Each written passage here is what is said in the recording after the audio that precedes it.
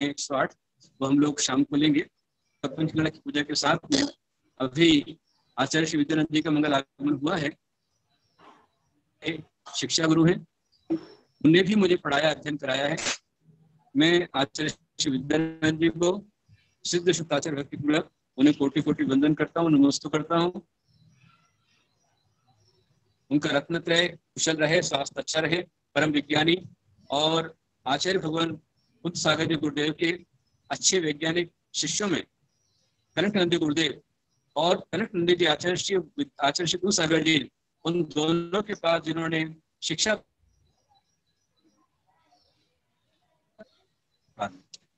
जिन्हें वहां अच्छी शिक्षा प्राप्त की है और काफी अच्छे साधक हैं, अच्छे वक्ता हैं, अच्छे प्रवचनकार हैं, वो हमारे बीच में है। आज हमारे बीच में उनका मंगल आगमन हुआ है। उनसे मैंने भगवती आराधना, मरण कंडिका, सर्वार्थ सिद्धि, द्रव्य संग्रह, उसकी टीका आदि आदि ग्रंथों को पढ़ा है। ऐसे हमारे गुरु आचार्य श्री विद्यानंद जी हमारे बीच में आए हुए हैं। उन्हें मैं 4 लाइनों से आवाज दे रहा हूँ। हमारे उनके बीच में हमारे जिनका मंगल आगमन हो चुका है, 4 लाइन से उनको आवाज दे रहा हूँ कि वे हमारे लिए उपदेश देंगे। स्वामी जी, मेरी आवाज नदी का आधार दिखाई देता है। होली, दशहरा और दिवाली तो आते और चले जाते हैं, पर जहाँ संत विराजे वहाँ त्योहार दिखाई देता है, त्योहार दिखाई देता है। इस मंगल कामना के साथ में मैं निवेदन करता हूँ आचार्य श्री विद्यानंद जी को कि अपनी मंगल वाणी से संपूर्ण समाज को लाभान्वित करें। आचार्य श्री विद्यानंद जी। नमस्ते स्वामी जी। स्वामी जी, मेरी आवाज आ रही? मेरी आवाज आ रही? नमस्ते गुरुदेव, आपकी आवाज आ रही है। ठीक है, मैं प्रारंभ करूं? जी गुरुदेव, नमस्ते गुरुदेव।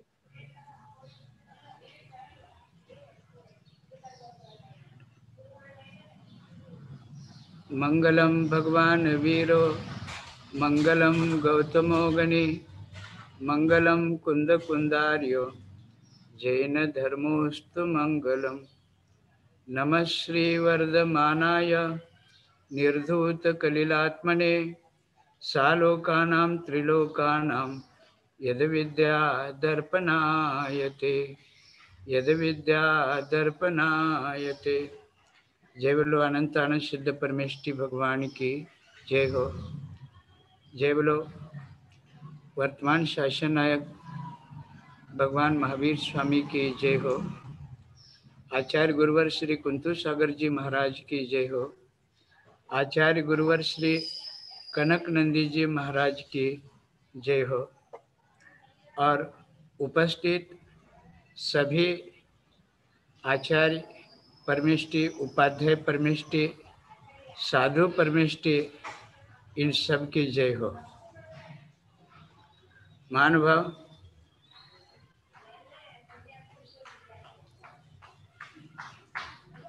आप सभी भाग्यवान हैं। प्रातःकाल नित्य जिनेन्द्र भगवान का आप अभिषेक करते हैं, श्री जी की आप पूजा करते हैं और गुरुजनों का आप उपदेश सुनते हैं। प्रातःकालीन सत्र में आप अपने दिनचर्या की शुरुआत धर्म ध्यान से करते हैं। यह भाग्य हर किसी को नहीं मिलता, बिरले ही लोग होते हैं जिन्हें इस प्रकार का अवसर मिलता है। आचार्य श्री मुक्तिनंदी महाराज जी ने अपने वेबिनार के माध्यम से जो यह उपक्रम चलाया है, निश्चित रूप से यह सराहनीय है, क्योंकि यह समय की मांग है कि हमारा उपयोग और हमारा समय धर्म ध्यान में जाए। और इस वेबिनार के माध्यम से घर बैठे हुए हम अनेक साधु संतों को देख रहे हैं, सुन रहे हैं, उनका आशीर्वाद प्राप्त कर रहे हैं। इसके पहले ऐसा कभी नहीं हुआ था, जो पिछले सालों से हम सभी को लाभ हो रहा है। पूज्य गुप्तानंद महाराज जी ने ये जो उपक्रम चलाया है, यह भगवान महावीर जन्म कल्याणक महोत्सव के प्रसंग को सामने रखकर यह उपक्रम चलाया है। भगवान महावीर की हम जन्म जयंती नहीं मनाते हैं, भगवान महावीर का जन्म कल्याणक महोत्सव हम मनाते हैं। समाज सुधारक, समाज कल्याणक जो लोग होते हैं, जैसे गांधी जी कहे, नेहरू जी कहे अथवा अंबेडकर जैसे लोगों की जन्म जयंती मनाई जाती है, जबकि तीर्थंकरों का जो जन्म होता है वह 3 लोग को कल्याण करने वाला होता है। इसलिए हम इसको जन्म जयंती के रूप में नहीं लेवे, इसको जन्म कल्याणक के रूप में हम मनाए। जैन धर्म में 24 तीर्थंकर हो गए, उनमें प्रथम तीर्थंकर आदिनाथ भगवान और अंतिम तीर्थंकर महावीर भगवान। महावीर भगवान का जन्म तो नाम यह महावीर नहीं था, अपितु उनका नाम वर्धमान था। समंत भद्र महाराज ने अपने ग्रंथ के प्रारंभ में जो मंगलाचरण किया, श्री नमः श्री वर्धमानाय, इस वर्धमान शब्द से मंगलाचरण किया है। हालांकि उनके और भी 4 नाम है, जिसमें महावीर भी एक नाम है। इसका विशद वर्णन हम उत्तर पुराण में देख सकते हैं।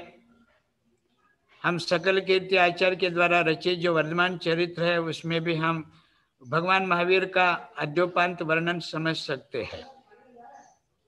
भगवान महावीर का जन्म वैशाली गणतंत्र में कुंडलपुर नगर में हुआ था। पिता सिद्धार्थ और माता त्रिशला, इनके राज्य परिवार को दिग दिगांतर तक कीर्ति प्रसारित करने वाला यह बालक, जो 5 कल्याणों को और 5 कल्याणकों के भाग्य को लेकर जन्म लिया था, ऐसे भगवान महावीर की जन्म कल्याणक हम सभी इस साल भी मना रहे हैं और हर साल मनाते हैं, क्योंकि ये वर्तमान शासन नायक है। शासन उनका चल रहा है। भगवान महावीर की आयु मात्र 72 वर्ष की थे, जिसमें 30 वर्ष उनके युवराज काल में बीत गए। उसके बाद उन्हें वैराग्य हुआ, तप धारण किया और उसके बाद 12 साल तक अनवरत रूप से नाना प्रकार की तपस्या करके बोधि को प्राप्त किया, जिसे जैन धर्म में केवल ज्ञान कहा जाता है। और केवल ज्ञान होने के बाद 30 वर्ष तक अनवरत रूप से भगवान महावीर ने संपूर्ण आर्य खंड में धर्म का प्रवर्तन किया। चतुर्वेद संघ की स्थापना की। मुनि आर्य का श्रावक श्राविका, इसे चतुर्वेद संघ कहा जाता है। हालांकि भगवान महावीर का काल ये चतुर्थ काल था, लेकिन इस पंचम काल में जो मुनि आर्य का श्रावक श्राविका है, वे सभी भगवान महावीर के शासन काल के अंतर्गत ही धर्म की आराधना कर रहे हैं। हालांकि सभी तीर्थंकरों का जन्म अयोध्या में होता है और सभी तीर्थंकरों का निर्वाण स्थान भी समय शिखर जी होता है, लेकिन इसे काल दोष कहा जाए कि कुछ तीर्थंकरों का जन्म अयोध्या को छोड़ करके अन्यत्र हुआ। इसी प्रकार कुछ तीर्थंकरों को जो निर्वाण की प्राप्ति हो गई, वह भी समय शिखर जी से हट करके अन्य क्षेत्रों में हुआ है। 24 तीर्थंकर होते एक उत्सर्पिणी अथवा एक अवसर्पिणी कालखंड में। जिसमें 5 बाल यति हुए, उन 5 ही बाल यतियों में भगवान महावीर का भी नाम आता है। बाकी के सभी तीर्थंकरों ने राज्य शासन किया, लंबे अरसे तक सांसारिक सुखों का उपभोग भी किया और बाद में प्रत्येक बुद्धत्व को प्राप्त करके वैराग्य धारण करके आत्म कल्याण किया। लेकिन ऐसे 5 तीर्थंकर हो गए जिन्होंने किसी भी प्रकार का राज्य नहीं किया और सांसारिक विषयों का उपभोग नहीं किया। कुछ तीर्थंकर होते हैं जो प्रत्येक बुद्ध होते हैं, जिन्हें अन्य देशना के उपदेश की आवश्यकता नहीं पड़ती। लेकिन कुछ ऐसे भी चरम शरीरे अंतिम मोक्षगामी रहे हैं जिन्हें बोधि की आवश्यकता थी। लेकिन तीर्थंकरों प्रकृति का जिन्होंने बंद किया, भरत क्षेत्र संबंधी कथन कराऊं मैं, वे सभी प्रत्येक बुद्ध थे, किसी के द्वारा उन्हें देशना की आवश्यकता नहीं पड़ी। लेकिन गृहस्थ अवस्था में अथवा मुनि अवस्था में जिन्होंने तीर्थंकर प्रकृति का बंद किया, उन्होंने अपने जीवन में बोधित्व को प्राप्त करके ही तपस्या धारण की थी। अब यह सवाल ये आता है कि भगवान महावीर जिन्होंने 30 वर्ष तक अनवरत रूप से संपूर्ण भूखंड पर उपदेश दिया, उन्हें मैं 30 मिनट में कैसे कह सकता हूं? 30 वर्ष तक गौतम गणधर ने जिनको सुना और सुनने के बावजूद भी पूरा ज्ञान भगवान महावीर दे भी नहीं सके और उनसे वे ले भी नहीं सके। लेकिन भगवान महावीर ने गौतम गणधर को और अन्य तत्कालिक सभा को जो उपदेश दिया था, उस सभा का सार संक्षेप क्या हो सकता है? भगवान महावीर के पास केवल ज्ञान था, जो प्रमुख व वक्ता थे। लेकिन जो सुनने वाले श्रोता थे, उनके पास मति ज्ञान, श्रुति ज्ञान, अवधि ज्ञान और कुछ के पास मन परे ज्ञान था, जिसे हम छायोपशमी ज्ञान कह सकते हैं। छायोपशमी ज्ञान के द्वारा केवल ज्ञान के ज्ञान को हम कभी आत्मसात नहीं कर सकते। इसलिए भगवान महावीर ने कभी भी अपने श्रोताओं को अनंत ज्ञान नहीं दिया। जो भी दिया वह श्रुत ज्ञान, द्वादशांग ज्ञान के रूप में ही दिया है। उनके ज्ञान का उपदेश का क्या सारांश हो सकता है? तो मैं कह सकता हूँ, भगवान महावीर के उपदेश का सार इतना ही है। उन्होंने 10 धर्म बताया। उत्तम क्षमा, मार्दव, आर्जव, शौच, सत्य, संयम, तपत्याग और अकिंचन ब्रह्मचर्य, यह 10 धर्म है। व्यक्ति 10 दिशाओं में कहीं भी जीवन यापन करे, वह व्यक्ति इस 10 धर्मों की पालना करके वह सुखी हो सकता है, शांति से जीवन यापन कर सकता है। इन 10 धर्मों का पालन करने वाला व्यक्ति की कीर्ति, व्यक्ति का पुण्य, व्यक्ति का यश 10 दिशाओं में फैल जाता है। यह 10 धर्म आचरण में लाने जैसी बात है। भगवान महावीर ने हमें 5 व्रत बताया: अहिंसा, सत्य, अचौर्य, ब्रह्मचर्य और अपरिग्रह अथवा ग्रस्त अपेक्षा कहे तो परिग्रह का परिमाण। इन 5 अनुव्रतों को जो धारण करता है और अपने गृहस्थ में अपने परिवार को चलाता है, उनके जीवन में बड़ी बड़ी मुसीबतें कभी नहीं आ सकती है, क्योंकि अहिंसा उनका बल है, संबल है। सत्य माने वाचा सिद्धि उनके पास है। अचौर व्रत का पालन करने वाला व्यक्ति समाज में एक प्रामाणिक व्यक्ति, विश्वसनीय व्यक्ति होता है और सदार संतोष की पालना करने वाले व्यक्ति के ऊपर कोई शंका की नजर से नहीं देखते हैं। और परिग्रह में जो सीमित है, परिग्रह को जिसने सीमित किया है, वह व्यक्ति हमेशा संतोषी जीवन जीता है। भगवान महावीर ने जो ये 5 व्रत दिए हैं, पंचशील नीतियां जिसे हम कह सकते हैं, यह सही मायने में इन्हीं 5 व्रतों को व्यक्तिगत अपने आचरण में लाए, इन 5 व्रतों को स्वीकार करे, तो उनके जीवन में बड़ी बड़ी मुसीबतें कभी नहीं आ सकती। उन्हें कभी कोर्ट जाना नहीं पड़ेगा, उन्हें किसी जज को, वकील को ढूंढना नहीं पड़ेगा, उन्हें किसी जज के सामने हाथ जोड़ना नहीं पड़ेगा।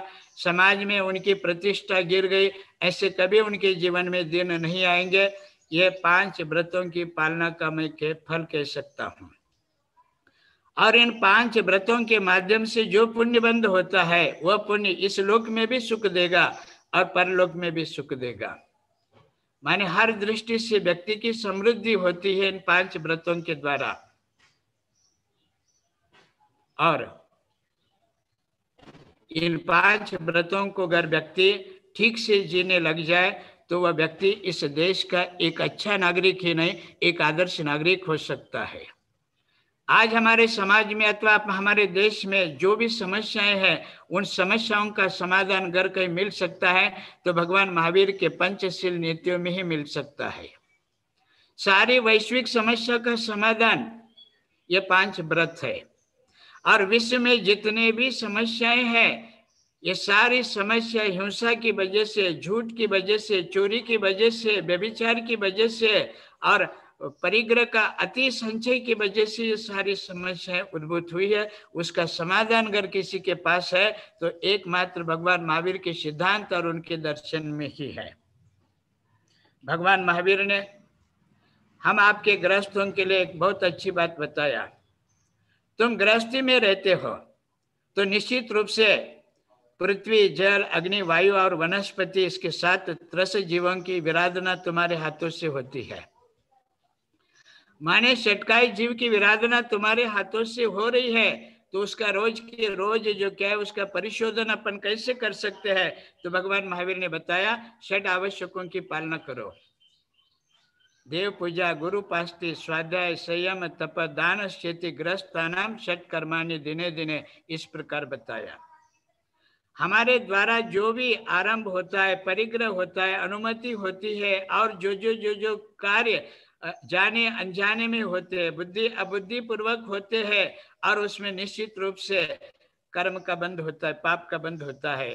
तो आचार्य ने बताया, इन पापों का शोधन उसी दिन करो जिस दिन तुमने पाप किया है, ताकि वह कर्म निकाचित रूप में बंधे नहीं रहे।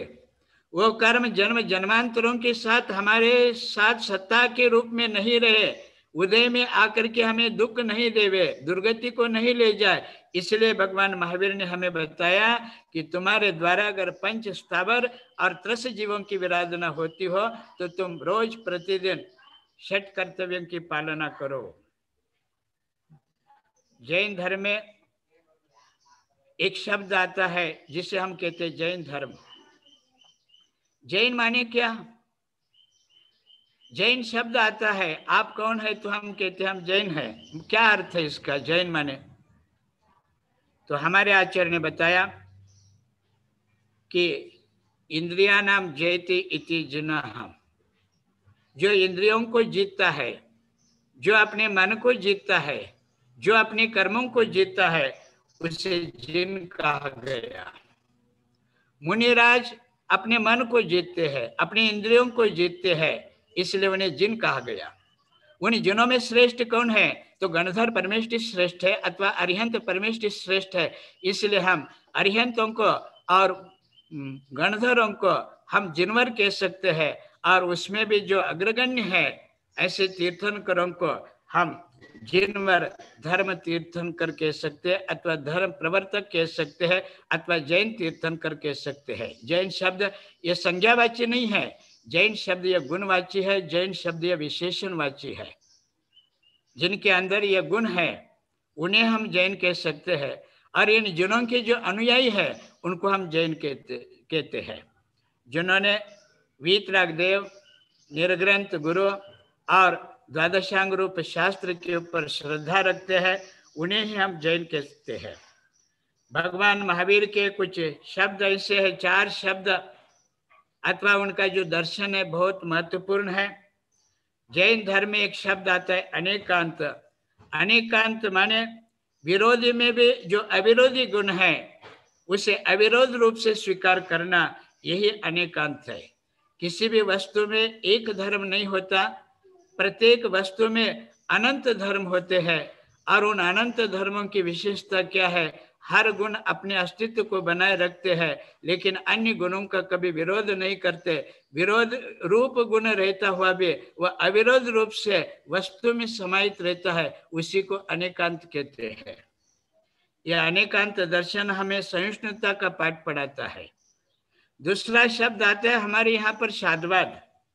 शादवाद माने हम जैसे जिस दृष्टि से सोचते हैं उसी विषय को, उसी घटना को हम दूसरों के दृष्टि से भी सोचो। माने यह शादवाद शब्द हमें सिखाता है सकारात्मक सोच रखो। आप किसी भी बात पर एकांतवादी मत बनो।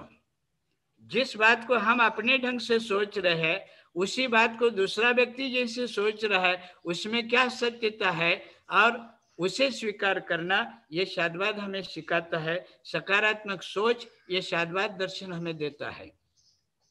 तीसरा शब्द है भगवान महावीर का अपरिग्रहवाद। आज जो भी सामाजिक अथवा राष्ट्रीय जो भी वैषम्यता आर्थिक दृष्टि से दिखाई देती है, उसके पीछे कारण यह है आज व्यक्ति लोभी लालची हो चुका है। अपने पास जो है सो तो अपना है ही, लेकिन दूसरे के पास जो है वो भी अपना बनाने के लिए व्यक्ति दिन रात प्रयत्न कर रहा है। लेकिन भगवान महावीर ने कहा परिग्रह के द्वारा कभी शांति नहीं मिलेगी।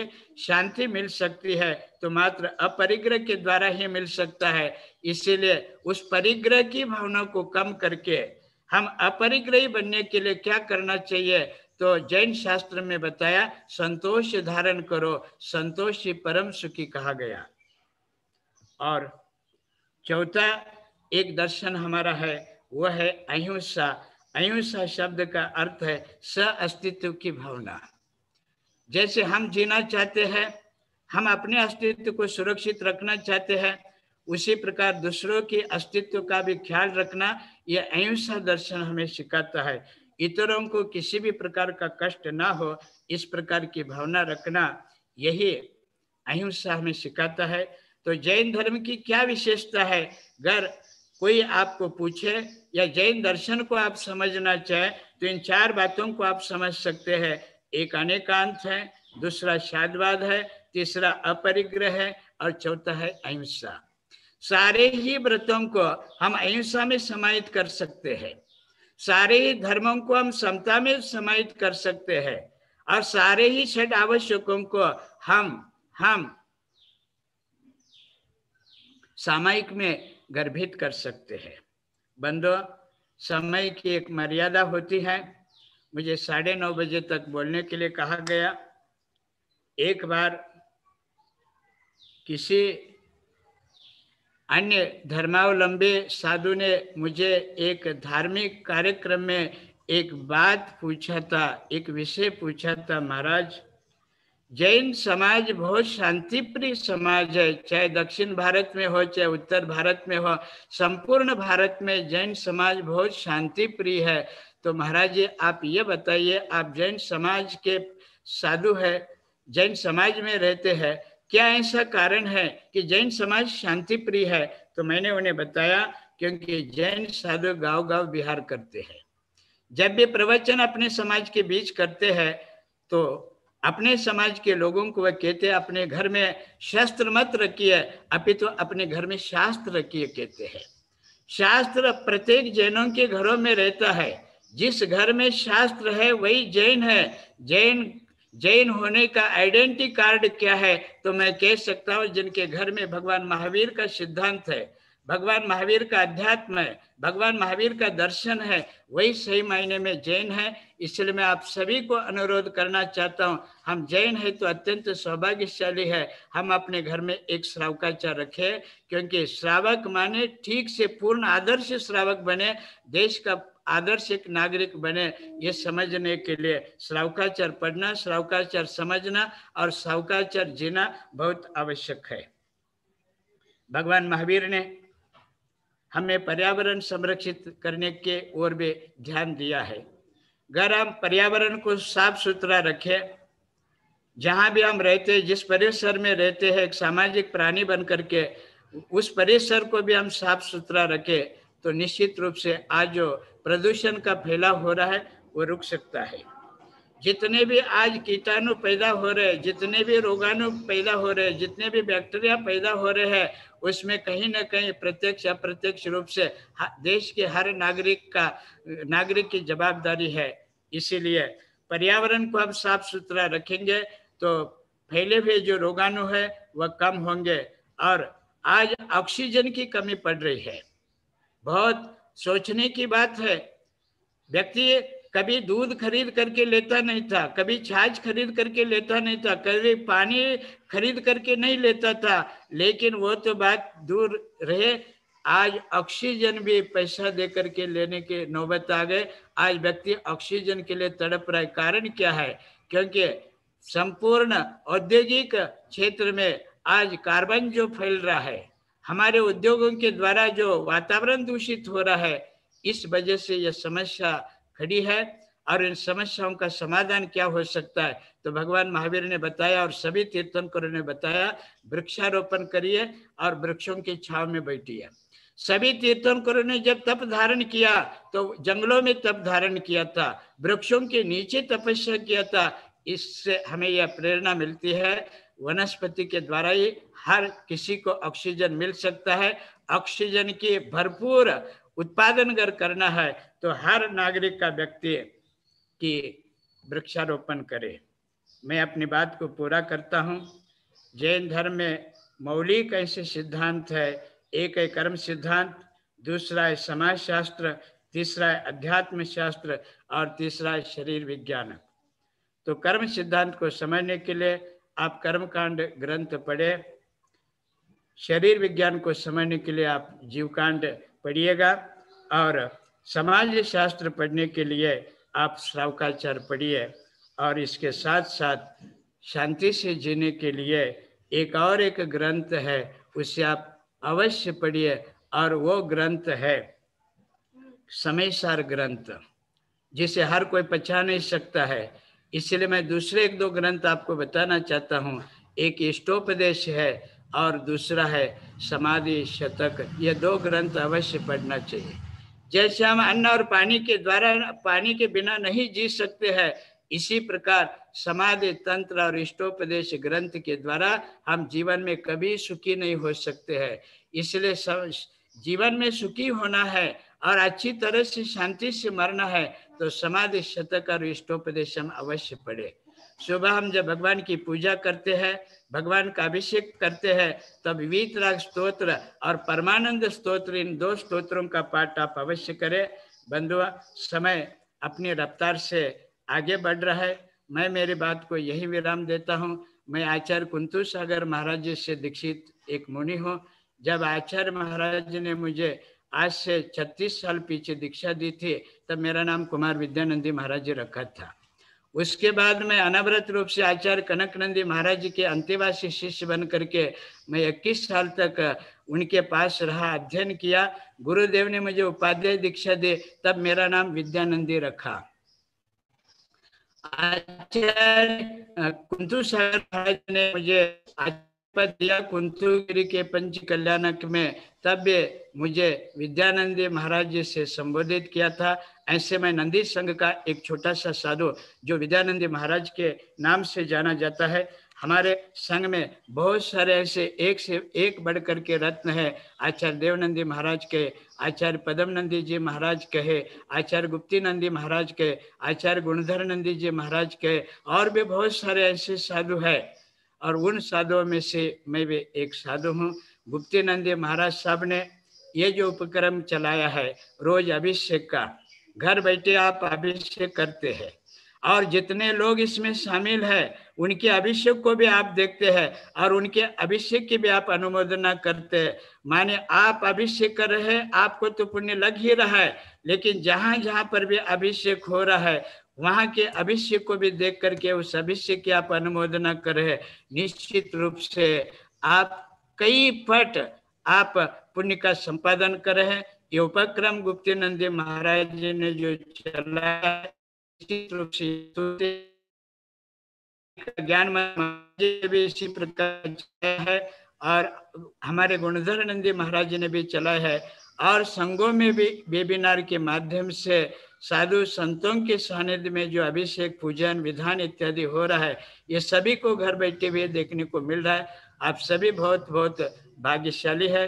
गुप्तीनंदी महाराज जी ने आज मुझे आह्वान किया। परम पूज्य गणनीय आर्य का आस्थाश्री माता जी ने भी मुझे सूचित किया कि महाराज जी आपके भी देशनाचार लोगों के बीच में रहे, तो मैं महाराज जी के इस आग्रह को सम्मान दे करके, मान दे करके मैंने भी अपने विचार को रखा।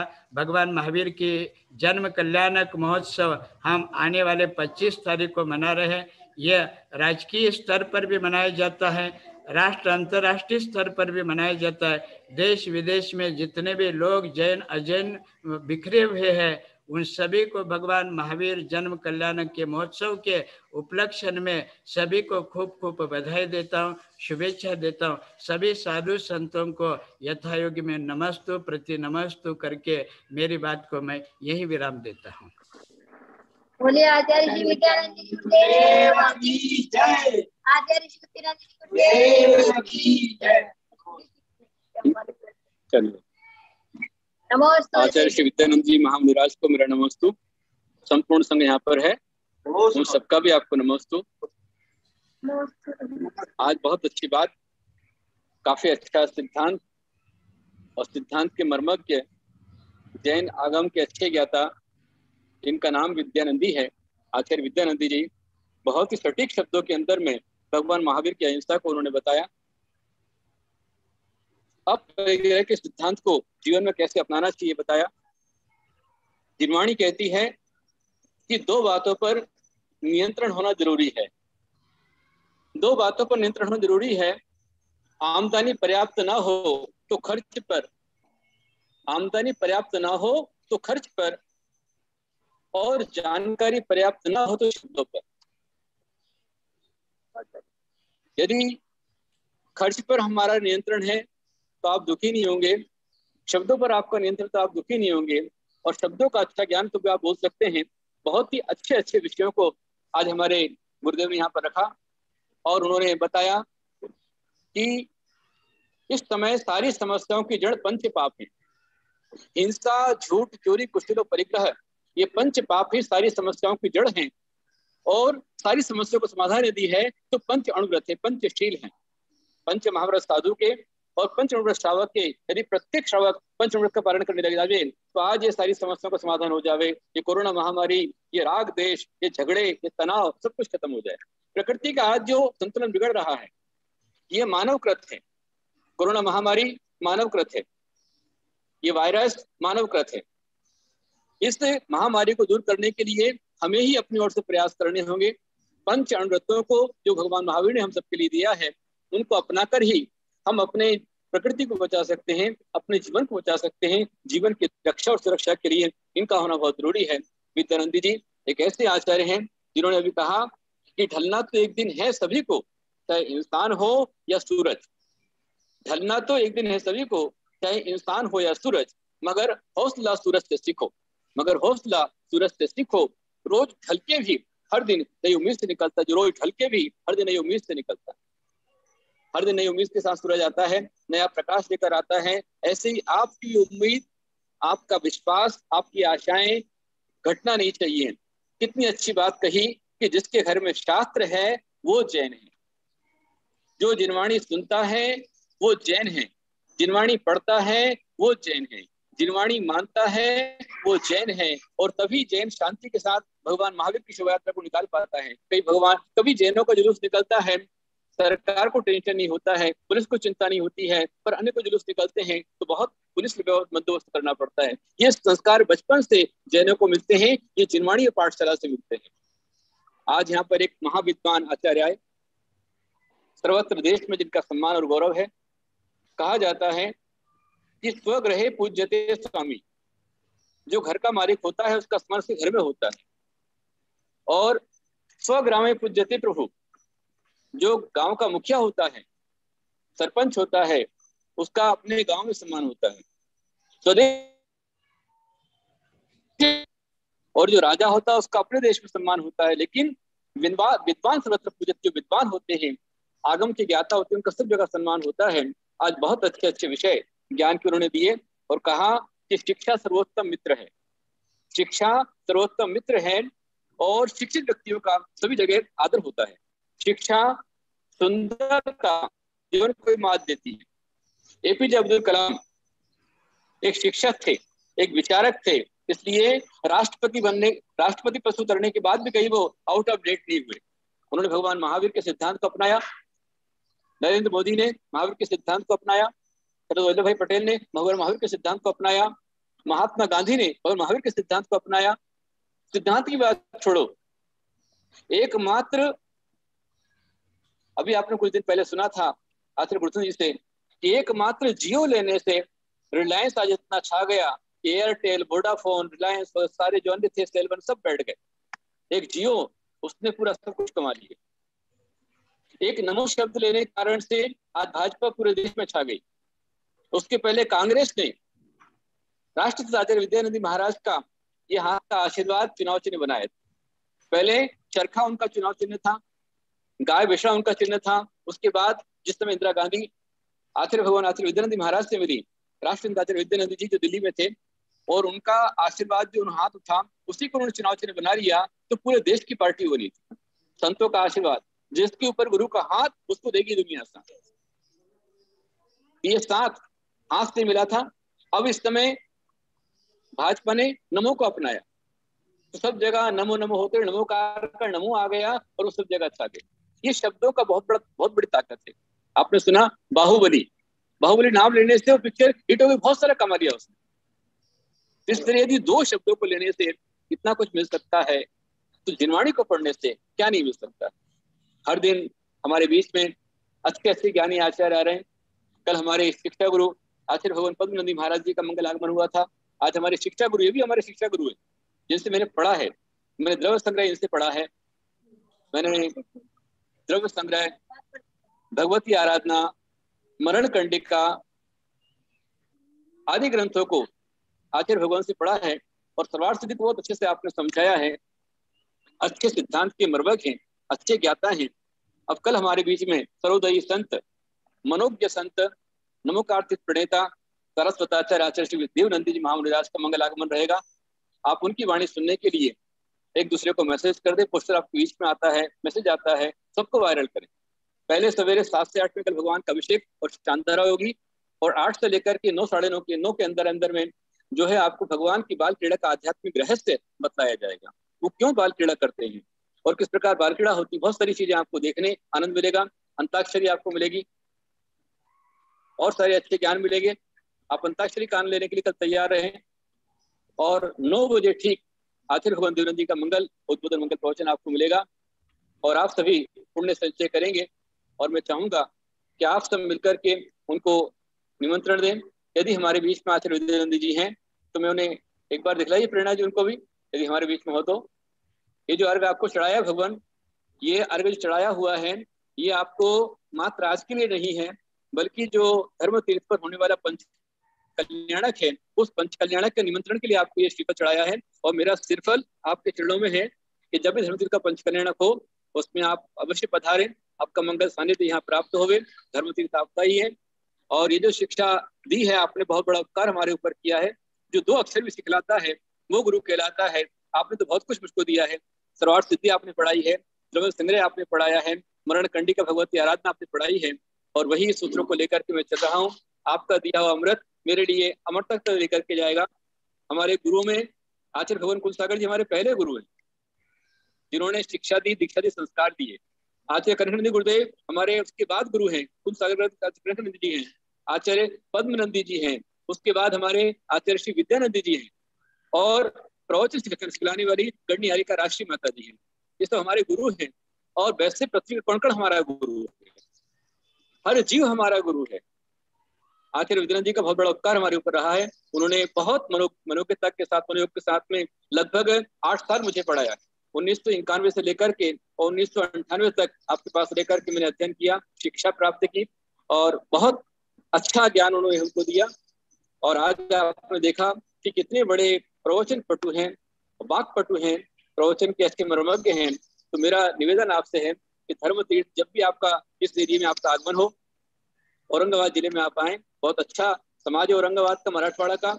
आपका मंगल आगमन कश्मीर जब भी हो, धर्मतीर्थ का आपका मंगल आगमन रहे और धर्मतीर्थ पंचकरणक में आपका अवश्य मंगल आगमन प्राप्त हुए, ये मंगल कामना आपसे करते हुए बात को विराम देता हूँ। बोल महावीर भगवान की जय। नमस्ते महाराज जी, नमस्ते नमस्ते नमस्ते। बहुत ही सुंदर, बेहतरीन, एक एवरग्रीन प्रवचन आपका आज रहा है। बहुत अच्छी शिक्षाएं आपने दी हैं। आज का संदेश अमर संदेश आपका प्राप्त हुआ है और प्रार्थना करता हूँ कि आगे जब भी कोई अवसर पड़े मैं आपको निवेदन करूं तो अवश्य में आप यहाँ पधारें, आपकी मंगल देशा को लाभान्वित करें। ऐसा आपके चरणों में कोटि कोटि भक्तिपूर्वक बंदन करते हुए आपका आभार व्यक्त करता हूँ। आप आए, धर्म सभा की शोभा आपने बढ़ाई, इसलिए आपको धन्यवाद, आभार प्रदर्शन। बोलो आचार्य श्री महाविद्यानंद महामुनि राज की। सभी को बहुत बहुत आशीर्वाद, सभी को बहुत बहुत आशीर्वाद। बच करके रहिए, कोरोना से भी बचिए और डॉक्टरों से भी बचिए। और महाराज गुप्तेनंदी महाराज ने और हमारे आचार्य कनक नंदी महाराज ने जो काढ़ा बताया, जो फार्मूला बताया काढ़ा कैसे करना, आप लोग रोज चाय की बजाय वह काढ़ा लीजिए और स्वस्थ रहिए। किसी को भी कोरोना ना हो, किसी की अपमृत्यु नहीं हो और सभी दीर्घायु रहे, धर्म कार्य करते रहे। सभी को बहुत बहुत आशीर्वाद। महाराज जी को बहुत बहुत नमस्ते, हमारे आस्था श्री माता जी को बहुत बहुत आशीर्वाद और संगस्थ सभी साधुओं को नमस्तु, प्रति नमस्तु। इच्छा में सब इनको जो चाहिए बांट करके लीजिएगा जी। सभी श्रावक श्राविका इसी प्रकार हमारे इस सभी साधु पूरे बैठे हो, पूरा संग लीजिए। नमस्ते।